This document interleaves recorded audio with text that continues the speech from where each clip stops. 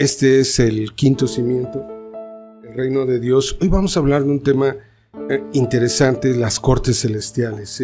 Realmente hay muchos misterios en la Escritura y esos misterios se van revelando de a poco. Y parece que mientras más nos vamos acercando a lo que denominamos los últimos tiempos, más vamos descubriendo acerca de cómo se comporta el cielo, por ejemplo. El reino de Dios, ya dijimos, es la forma de gobierno natural de este mundo. Hay dos requisitos. Si tú quieres entrar al reino de Dios, necesitas dos requisitos fundamentales. El primer requisito es el arrepentimiento y el segundo requisito es nacer de nuevo.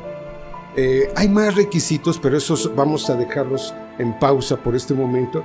Quise saltarme a esto porque cuando yo le preguntaba a Dios de qué quieres que les hable, Él me dijo, de mi ley, quiero que les hables de mi ley. Bueno, y entonces tuve que saltar un tema más. Entonces, hoy vamos a hablar de lo que ocurre en el cielo cada día. Mira, la importancia de la ley y de las cortes celestiales. Como ya dijimos, hay 4 elementos esenciales para que exista un reino. Y esos 4 elementos es introducción 2. Rey, un territorio, unas leyes, y está por eso marcado en amarillo, y unos súbditos. Entendemos que el rey, ¿quién es? El rey es Dios. El territorio, ¿cuál es? Es esta tierra, este planeta. ¿Y cuáles son las leyes? La ley de Dios. ¿Y quiénes son los súbditos? Los hijos de Dios. Mediante ellos se manifiesta el reino sobre la tierra. Centrémonos en la importancia de las leyes. A veces pensamos que ya, pues, la ley de Moisés ya murió. Y sí es cierto, o sea, en el sentido de que ya no funciona de la misma manera que funcionaba antes. Pero los principios de esa ley sí funcionan. Mira, las leyes se requieren para evitar el caos. Si no hay leyes, fíjate nada más lo que está ocurriendo en lugares como Chiapas, como Michoacán, como Jalisco. ¿Qué está pasando? Guanajuato, ¿qué está pasando? ¿Cuál ley impera? La ley del más fuerte. El que tiene más armas, el que tiene más hombres, es el que dirige el lugar. Punto. Para evitar eso, necesitamos leyes. De otra manera, cada quien, como dice el libro de Josué, dirá muchas veces, porque cada quien hacía lo que creía correcto, lo que mejor le parecía. Cada quien hace eso cuando no hay leyes y cuando no se cumplen esas leyes. Una vez nos comentaba un pastor. Un pastor nos decía, es de Oaxaca, y este pastor ya tenía algunos 65 años, y decía que se le apareció un demonio, pero un demonio de muy altísimo rango. En realidad, lo que él quería decir era un ángel, y un ángel de altísima autoridad. Y dice que él cayó al suelo y no se pudo ni mover siquiera. No era un pastor, ya dije, no era joven, pero tampoco era nuevo en los caminos de Dios. Tenía unos 30 años en el camino de Dios. Y sin embargo, dice, caí al suelo y no me pude ni mover. Dice, apenas si podía hablar delante de esa cosa. Dice que estaba totalmente oscuro y que ejercía una influencia tremenda en el lugar donde cayó. Y que le dijo varias cosas que iba a hacer en toda esa ciudad. Y después se fue. Solo cuando se fue, él se pudo volver a mover. Esto nos indica una cosa muy simple. El diablo y muchos de sus ángeles son extraordinariamente fuertes. Si nos ponemos a los golpes en contra de ellos, vamos a perder.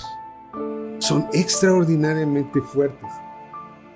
Lo extraordinario es que aunque ellos son muy poderosos, no los vemos hacer alarde de ese poder.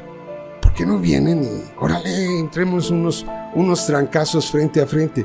¿Qué se los impide? Se los impide leyes espirituales. Hay leyes espirituales. Ellos ya saben, si las quebranto, me va a ir mal. Así que no lo hacen y no se manifiestan a donde quieren y por donde quieren, sino exclusivamente cuando se les ha dado permiso, autoridad para hacer tal o cual cosa. Por eso es que es importante las leyes. Ahora hablemos de la ley de Moisés. La realidad es que ya les dije, hablando del tema de la justicia de Dios, que es nuestro tercer cimiento, ya les dije que es imposible vivir simplemente en una ley del amor, porque cuando decimos que el amor es lo imperante. Entonces, por amor podemos hacer cosas contrarias a las leyes de Dios. ¿Qué se requiere? Se requiere ir hacia algo tangible que nos indique correctamente cuál es la verdadera ley de Dios. La ley de Moisés, ¿por qué es importante? Porque dice la palabra que era una sombra. Ahí por eso coloco una sombra y luego una realidad. ¿Quién es la realidad? Jesucristo, ¿sí? Y la ley de Moisés era solo una sombra de esa realidad. El detalle está en que es lo único tangible que tenemos para acercarnos a la ley de Dios. Por eso es muy importante. O sea, por eso no nos podemos deshacer de la ley de Moisés. Cierto, ya no se tienen que hacer sacrificios, ya no se tienen que celebrar fiestitas, ya no se tienen que hacer esas cosas. Sin embargo, es muy importante que los principios que están detrás de esa ley sean hechos parte de tu vida. De otra manera vas a padecer. Mira, es nuestra obligación estudiarla y entenderla. Hay grupos cristianos que dicen que solamente la parte moral de la ley de Moisés es válida en la actualidad, pero yo no lo veo así. ¿Por qué? Porque Hebreos dirá que sin sangre no hay remisión de pecados. O sea, ¿cuál es la única manera de obtener perdón de pecados? A través del derramamiento de sangre. ¿Cuál sangre? ¿La tuya? No. ¿La de un animalito? Tampoco. La de Jesucristo. Esa es la verdadera sangre. Por eso la ley de Moisés solo era una sombra de realidades superiores. El verdadero animalito que era sacrificado, la esencia de ese animalito, era una representación de Cristo. Cristo muriendo en la cruz, derramando su sangre para el perdón de tus pecados y de los míos. ¿Ves? Cómo la ley de Moisés sigue siendo válida, los principios de esa ley siguen siendo válidos. Por ejemplo, decía, al 8º día deberás circuncidar a todo varón. Bien, la realidad es que, como yo te dije hace algunos días, también nosotros nos tenemos que circuncidar. Pero ¿de qué se trataba realmente la circuncisión? Dirá Pablo, dice, era despojarse de la carnalidad. En otras palabras, dice que la verdadera circuncisión era hecha en el corazón humano. Chirones, entonces ya no es solo para los varones, también las mujeres, porque también tienen corazón. ¿Y de qué se debían de deshacer? Del hombre viejo. Y estuvimos hablando, el nuevo nacimiento implica eso, echar el viejo hombre atrás. Entonces, la ley de la circuncisión se cumple en nosotros también. Los pecados, la ley de Moisés claramente establece cuáles son pecados de muerte y cuáles no. Había pecados en que simplemente debías restituir, como cuando robabas. Te robabas una vaca del vecino y tenías que restituir la vaca. ¿Y qué más, Marco? Más de la vaca, ¿no? La vaca y algo más. Bien, pero dice, si alguien de tu pueblo te incita a adorar otro Dios diferente a mí, ¿qué le harás? Dice, invariablemente morirá ese tal. Si alguno de ustedes se mete en brujería, en ocultismo, adivinación, en todas esas clases, indudablemente morirá. Entonces podemos entender los principios que hay detrás de esa ley. Hay cosas que son muy importantes para Dios y hay cosas un poquito más irrelevantes, pero que también tienen que tener un pago, una restitución. Bien, eso hablamos acerca de la ley. Ahora, ¿cuáles serán las funciones de un rey? Ya que estamos hablando del reino y que estamos en medio del reino de Dios, ¿cuáles serán las principales funciones de un rey?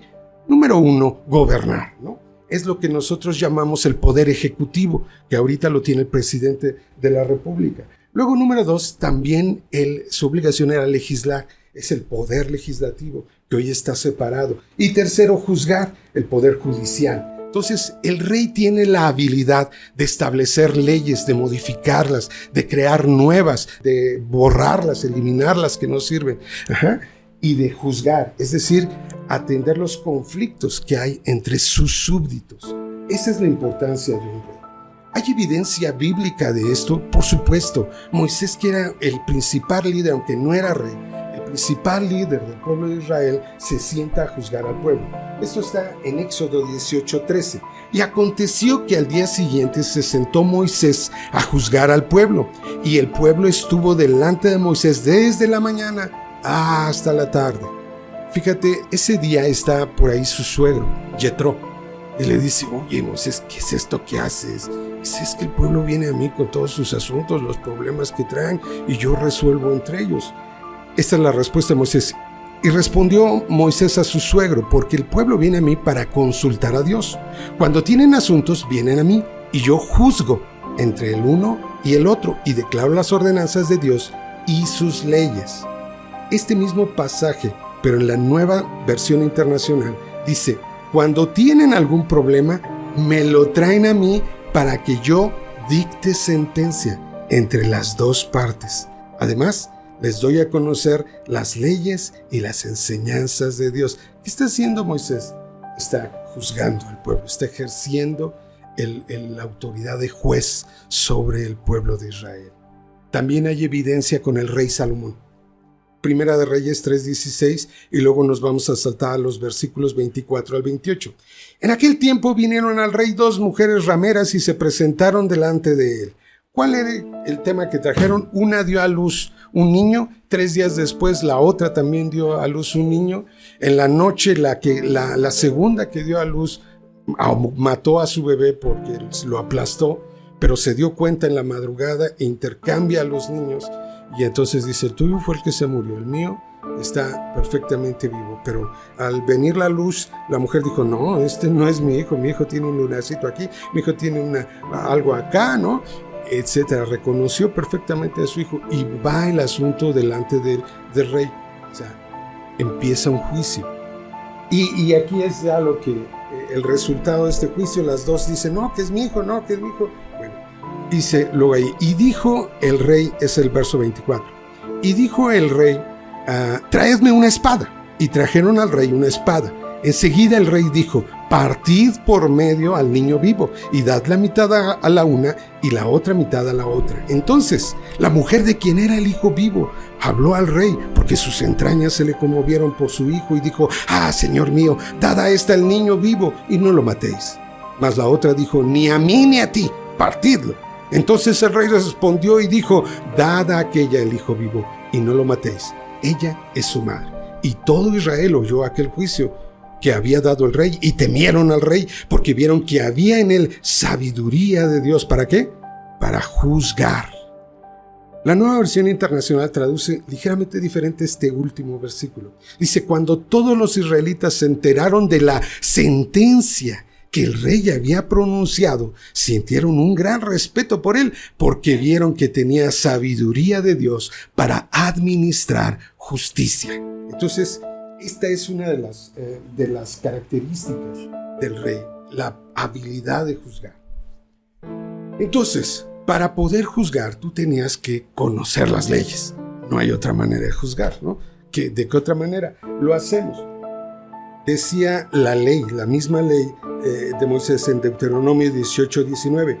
Y cuando se siente sobre el trono de su reino, está refiriéndose al rey, entonces escribirá para sí un libro, una copia de esta ley, del original que está al cuidado de los sacerdotes levitas, y la tendrá consigo y leerá en él una vez a la semana, para que aprenda a temer al Señor. ¿Dice así? ¿No? ¿Qué dice? Todos los días de su vida, para que aprenda a temer al Señor, para guardar todas las palabras de esta ley y estos estatutos, para ponerlos por obra. La pregunta es: ¿tú eres un rey? Dice Apocalipsis que Jesucristo nos hizo reyes y sacerdotes para nuestro Dios. Entonces, tú debes tener una copia de este libro y leerlo no cada vez que te acuerdes, cada vez que tengas una bronca, todos los días de tu vida, y meditar en él. Si Dios es rey, Él también gobierna, legisla y juzga en el cielo y desde el cielo. Él es el que dicta las leyes espirituales que están vigentes actualmente. En otras palabras, la ley de Dios solo puede proceder de Él. Ahora, centrémonos en el poder judicial de Dios y hablemos de la corte celestial. Ahí está el trono de Dios, un trono de zafiro, dice que es de piedra de zafiro, así que tiene un color azul actualmente. y Él está sentado con una apariencia humana, aunque no podemos ver los detalles de su rostro. Dice que fuego de la cintura para abajo y que está blanco y resplandeciente de la cintura para arriba. Ahí hay una imagen que más o menos intenta describir. Ahora sí, la evidencia bíblica de esta corte en el cielo es el libro de Job, y ahí sí quiero que vayas. Ve a Job 1 a partir del verso 6 y vamos a comenzar a leer. Un día vinieron a presentarse delante del Señor los hijos de Dios, entre los cuales vino también Satanás. Ahora, mira cómo lo traduce la Nueva Traducción Viviente. Dice, un día los miembros de la corte celestial llegaron para presentarse delante del Señor, y el acusador, y dice quién es, Satanás, vino con ellos. ¿Por qué está traduciendo Ben Elohim? Es lo que dice hijos de Dios por corte celestial, miembros de la corte celestial. Muy fácil, porque la palabra acusador está indicando algo legal, está indicando un juicio. La palabra acusador o Satanás es la palabra hebrea Satán, significa adversario u oponente, pero nuevamente está usando términos legales. Un adversario, un oponente, era parte de un juicio. Siguiente, mira, esto lo tomé de la Suprema Corte de Justicia, cómo enseña a los niños, ¿no? Dice los juicios. Dice, ¿qué es un juicio? Un juicio es el conjunto de pasos mediante el cual un juez soluciona un problema o conflicto entre personas con intereses contrarios. El juez debe resolverlo con base en lo que él piensa o opina o cree. No, dice, en base a la ley y en hechos probados. Dice, ¿quiénes intervienen en un juicio? Bien, dice que a las personas que intervienen en juicio se les llaman partes. La persona que demanda se le llama demandante o actor.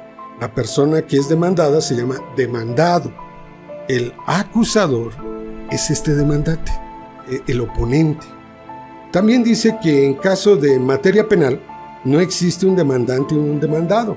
En estos casos las partes son el Ministerio Público y el imputado. Entonces ya no se llama demandado, se llama imputado porque de alguna manera transgredió la ley. También tenemos ahí al juez, es otro elemento esencial, los tres elementos esenciales. Bien, ¿para qué te estoy enseñando esto? Muy bien, porque vamos a ver lo que está sucediendo realmente en el cielo. La pregunta es, ¿qué pasa si hacemos algo malo contra un hermano? Te estoy hablando de un hijo de Dios, otro hijo de Dios. Bien, lo que podría pasar es que el demandante podría llevarte como demandado delante de Dios y entrarías en un proceso de juicio. Mateo 5:23 nos lo indica. Por tanto, si traes tu ofrenda al altar y allí te acuerdas de que ¿quién? De que tu hermano tiene algo contra ti, deja allí tu ofrenda delante del altar y anda, reconcíliate primero con tu hermano y entonces ven y presenta tu ofrenda. Ponte de acuerdo con tu, ¿cómo le llama? Adversario. ¿El hermano es un adversario? Sí, está hablando en términos legales. Es un demandante. Y dice, ponte de acuerdo con tu adversario pronto, entre tanto que estás con él en el camino. No sea que el adversario te entregue al juez y el juez al alguacil, o sea, dicte sentencia contra ti y seas echado en la cárcel. De cierto te digo, no saldrás de allí hasta que pagues el último cuadrante. ¿A qué se refiere con eso de cuadrante? Bien, la Nueva Versión Internacional dirá, y si eso sucede, te aseguro que no te pondrán en libertad hasta que hayas pagado el último centavo. Eso es lo que puede pasar con cualquiera de nosotros. Si somos metidos en juicio por obrar mal en contra de algún hijo de Dios, seguramente, si somos declarados culpables, lo vamos a pagar. Eso fue actuar mal contra un hermano. ¿Qué pasa si quebrantamos la ley? Esa que decimos que ya no sirve, que ya no está vigente. ¿Qué pasa si quebrantamos la ley? Si alguien nota que tú quebrantaste la ley, puede llevarte a juicio delante de Dios. ¿Quién es ese alguien? Ese alguien podría ser un ángel, ni siquiera debe ser un humano. Un ángel nota, Mónica está quebrantando la ley. Sí, la ley eterna de Dios. Y te lleva delante de Dios. O un humano ¿Qué creen que hacen los brujitos? Los brujitos te examinan. Ya sé, anda metido en esto. Dice que es cristiano y lee su horóscopo todos los días. Transgresor de la ley y te lleva delante de Dios. Esto es exactamente, bueno, no es exactamente lo que pasa con Job, pero vamos a analizarlo. Ahora regresemos a Job 2:7. Y se reunieron toda la corte celestial, está reunida delante de Dios, están tratando problemas legales, asuntos legales. Y dijo el Señor a Satanás, ¿de dónde vienes? Respondió Satanás al Señor y dijo, de rodear la tierra y de andar por ella. Y el Señor dijo a Satanás, ¿no has considerado a mi siervo Job? Que no hay otro como él en la tierra, varón perfecto y recto, temeroso de Dios y apartado del mal. Respondiendo Satanás al Señor dijo, ¿acaso teme Job a Dios de balde? ¿No le has cercado alrededor a él y a su casa y a todo lo que tiene? Al trabajo de sus manos has dado bendición, por tanto sus bienes han aumentado sobre la tierra. Pero extiende ahora tu mano y toca todo lo que tiene y verás si no blasfema contra ti en tu misma presencia. Aquí yo noto un problema, noto un grave problema en la actitud de Satanás. Dios no es mentiroso. Dios siempre dice la verdad. Está delante del Dios que le mostré en su trono azul. Está fulgurando una presencia que no puedes casi resistir. Satanás, no creas que está ahí paradito. Satanás está acostado, así no puede ni moverse delante de la presencia de Dios. Sin embargo, Dios está hablando bien de una persona. ¿Ya viste a mi siervo Job? ¿Qué recto? ¿Cómo sigue mis leyes? ¿Cómo hace esto? Dios está diciendo verdades al respecto de Job, porque esa era la realidad de Job. Sin embargo, Satanás es tan orgulloso, tan soberbio, que se atreve a hablar mal de Job delante de Dios, haciendo que Dios quede como un mentiroso. Eso es algo que Dios nunca va a tolerar. Eso es lo que está ocurriendo aquí. Y dice, y dijo el Señor a Satanás, he aquí, todo lo que tiene está en tu mano, solamente no pongas tu mano sobre él. Y salió Satanás delante del Señor. ¿Qué es lo que ocurre enseguida con Job? Que primero se le mueren sus hijos, se le mueren todos sus asnos, todo su ganado, la siembra se pierde. Todo eso acontece alrededor del pobre Job. Ahora vámonos al capítulo 2, verso 2. Y dice, y dijo el Señor a Satanás, ¿de dónde vienes? Otra vez se reunió la corte celestial y dijo, de rodear la tierra y de andar por ella. Y el Señor dijo a Satanás, ¿no has considerado a mi siervo Job? Otra vez está repitiendo lo mismo que dijo, porque es una verdad en él. Que no hay otro como él en la tierra, varón perfecto y recto, temeroso de Dios y apartado del mal, y que todavía retiene su integridad, aun cuando tú me incitaste contra él, para que lo arruinara sin causa. Respondiendo Satanás dijo al Señor, piel por piel, todo lo que el hombre tiene dará por su vida. Pero extiende ahora tu mano y toca su hueso y su carne, y verás si no blasfema contra ti en tu misma presencia. Y el Señor dijo a Satanás, he aquí, él está en tu mano, mas guarda su vida. Nuevamente, contradiciendo a Dios delante de su presencia, soberbio y orgulloso, a más no poder. Pero Dios tiene mucha confianza en ¿quién? En su siervo Job. Dios está hablando verdad al respecto de Job. Fíjate también cómo Job se da cuenta que ha entrado en un juicio. Eso es lo tremendo. Vamos a leer Job 9, del 32 al 35. Voy a leer la Nueva Versión Internacional. Si la tienes, pásate a esa versión. Dios no es un mortal como yo, por eso no puedo discutir con él ni llevarlo ¿a dónde? A juicio. Si tan solo hubiera un mediador entre nosotros, alguien que pudiera acercarnos el uno al otro, este mediador podría hacer que Dios dejara de golpearme y ya no viviría aterrorizado de su castigo. Entonces podría hablar con él sin temor, pero no puedo lograrlo con mis propias fuerzas. Job se da cuenta que está metido en un juicio allá en el cielo. Dice, ¿qué necesito? Necesito un abogado. Si yo tuviera un abogado que estuviera ahí intercediendo por mí, seguramente haría que Dios dejara de golpearme. Porque no tiene sentido esto que está haciendo. Sigue el juicio. Ahora vámonos al verso 16, verso 19, capítulo 16, 19. Dice, también Nueva Traducción Viviente, ahora mismo mi testigo está en el cielo. O sea, está hablando en términos jurídicos. Mi abogado está en las alturas. Mis amigos me desprecian. Derramo mis lágrimas ante Dios. Necesito un mediador entre Dios y yo, como una persona que intercede entre amigos, pues pronto me tocará recorrer ese camino del cual nunca volveré. Su situación es crítica. Dice, si las cosas no cambian, me voy a morir. Se está percibiendo esto. Dice, ¿cómo necesito un abogado? Y lo pide. Y ahí está el abogado. Luego en el verso 19, verso 25. 19-25. Yo sé que mi defensor vive y que él será mi abogado aquí en la tierra. También, no solamente en el cielo, sino será su abogado en la tierra.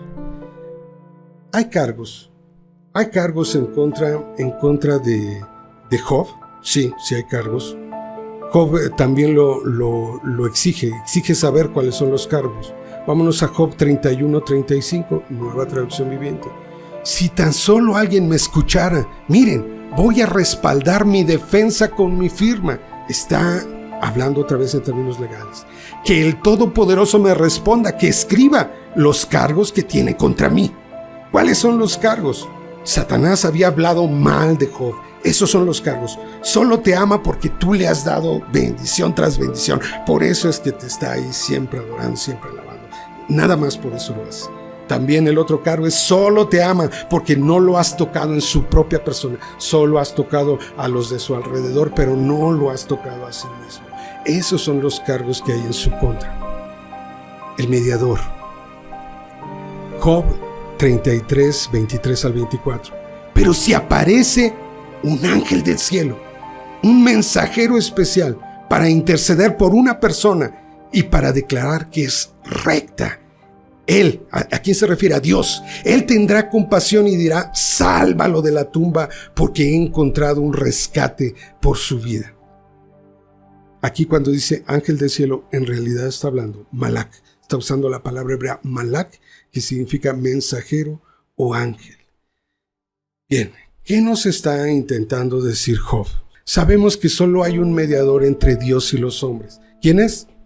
Jesucristo. 1 Timoteo 2:5. Porque hay un solo Dios y un solo mediador entre Dios y los hombres, Jesucristo hombre. ¿A qué se refiere? En términos de rescate, en términos de salvación, nadie más puede hacer eso. Solamente Jesucristo. Pero Job nos está indicando que en términos de juicio, en las cortes celestiales, también un ángel podría interceder por nosotros. Aparte del Señor Jesucristo, que es nuestro perfecto abogado allá en el cielo. Bien. Mira cómo también el Señor Jesús nos avisa de esto. En Lucas 18:1-7. Dice, también les refirió Jesús una parábola sobre la necesidad de orar siempre y no desmayar. ¿Cuál es la necesidad de la que vamos a hablar? Dice, orar siempre y no desmayar. Eso es todo. Había una vez en una ciudad un juez que ni temía a Dios ni respetaba a hombre. Había también en aquella ciudad una viuda, la cual venía a él diciendo, hazme justicia de mi adversario. Y él no quiso por algún tiempo. ¿Cómo le llamó a su oponente? Le llama adversario. No se trata de Satanás. Puede ser Satanás, pero se trata de otra persona, alguien que se le está oponiendo. Y él no quiso por algún tiempo, pero después de esto dijo dentro de sí, aunque ni temo a Dios, ni tengo respeto a hombres, sin embargo, porque esta viuda me es molesta, le haré justicia. No sea que viniendo de continuo me agote la paciencia. Y dijo el Señor, oíd lo que dijo el juez injusto. ¿Y acaso Dios no hará justicia a sus escogidos, que claman a Él día y noche? ¿Se tardará en responderles? Dice, si puedes conseguir justicia de un hombre malo, dice, cuánto más puedes obtener justicia de tu Padre que está en los cielos. Concluyamos. La ley de Dios es muy importante. No estoy hablando de la ley de Moisés, estoy hablando de la ley eterna de Dios. Sigue vigente. está vigente. Si la transgredemos de alguna manera, si la rompemos, la quebrantamos, vamos a padecer. Si alguien nota que te saltaste el alto, o sea, te puedes saltar el alto cuando tú quieras, el rojo ahí, pero si alguien te ve y ese alguien tiene poder y autoridad para llevarte ante la justicia, te van a sacar una lana, te aseguro. Ese es el problema de quebrantar la ley, y muchas veces la hemos quebrantado y nadie ha tomado atención de ello, pero podría ser que en un momento determinado alguien sí lo note. Tú entonces debes leer la ley de Dios, analizarla y vivir tu vida de acuerdo a ella. Porque si alguien nota, un ángel o un humano, que estás transgrediendo la ley, te va a llevar a juicio delante de Dios. Y si ese juicio procede, vas a estar en problemas. Te aseguro una cosa, muchos de nosotros ya hemos padecido esto o estamos padeciendo eso actualmente. Alguien nos ha llevado a juicio delante de Dios y está orando día y noche para que Dios haga justicia.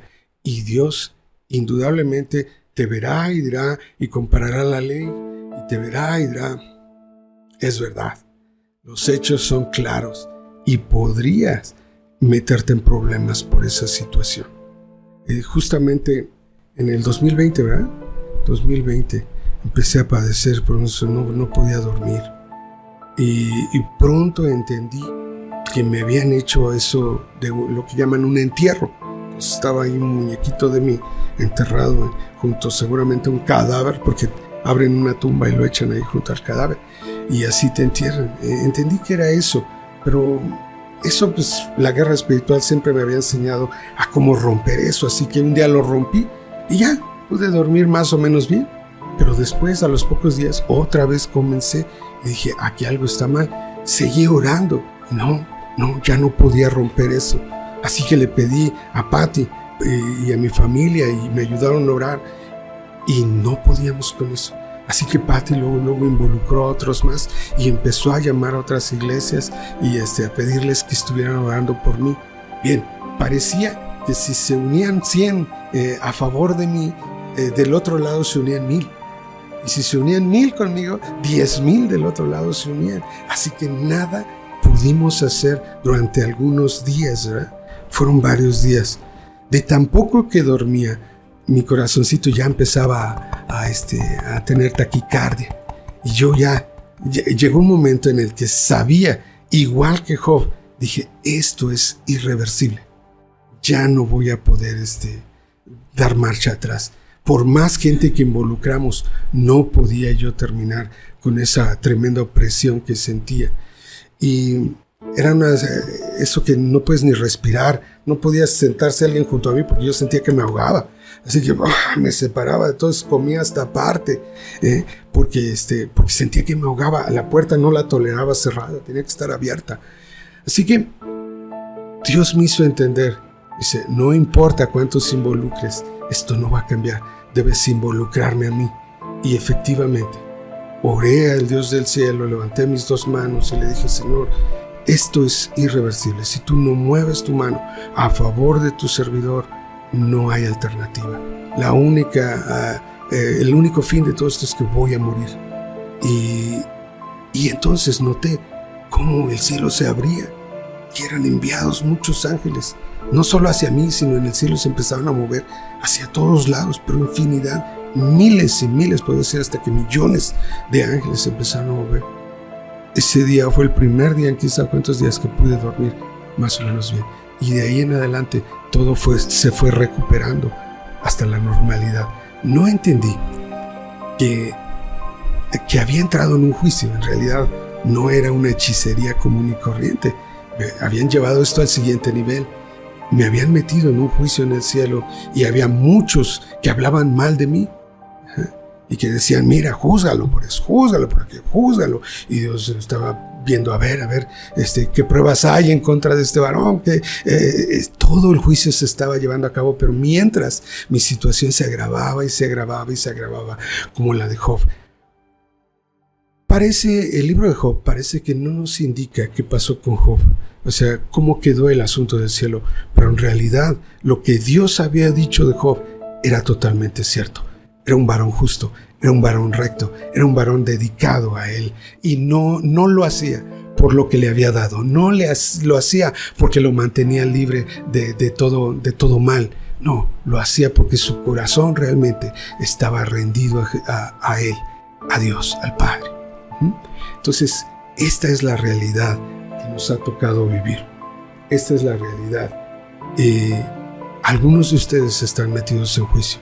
Tienen que buscar en la ley de Dios por cuál causa, por qué razón.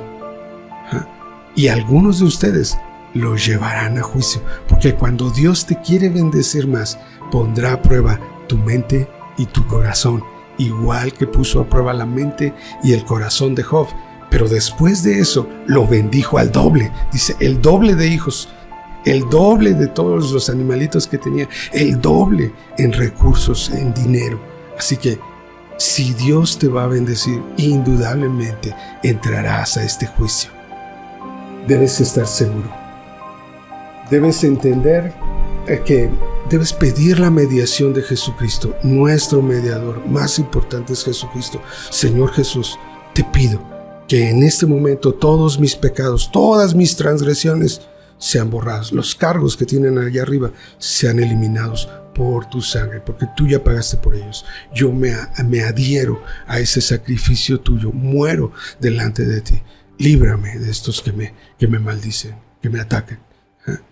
Y en algunos casos tendrás que pedir también que Dios mueva a sus ángeles a favor de ti, como fue mi caso. Entonces, hay buenas noticias al respecto de esto. Esta también es la forma de deshacernos de enemigos extraordinariamente poderosos. Cuando el enemigo sea mucho más fuerte que tú, más numeroso que tú, esta es la forma correcta de eliminarlos. Presentarlos delante de Dios a juicio. Señor, que tus ángeles los lleven a la corte celestial y cóbrales todo lo que deban, toda la maldad, toda la muerte, la enfermedad, todo el dolor y toda la tristeza que han causado en mi vida y la vida de quién sabe cuántas personas más. Esta es la solución. Pero también yo te digo, voy a ser muy sincero, ten cuidado de llevar a la corte celestial a un hijo de Dios, no sea que tú seas el que salga perdedor de ese juicio. ¿Sí? Yo jamás he llevado nunca a nadie de los hijos de Dios, jamás. Pero a los enemigos, a los perversos, a los violentos, a los que obran determinadamente mal, no solo en contra mía, en contra de ustedes, sí están. Muchos de los que están atacándolos a ustedes ya están delante del Señor, puestos a juicio. Y tarde o temprano caerán. Ese juicio procederá y el dictamen saldrá en su contra.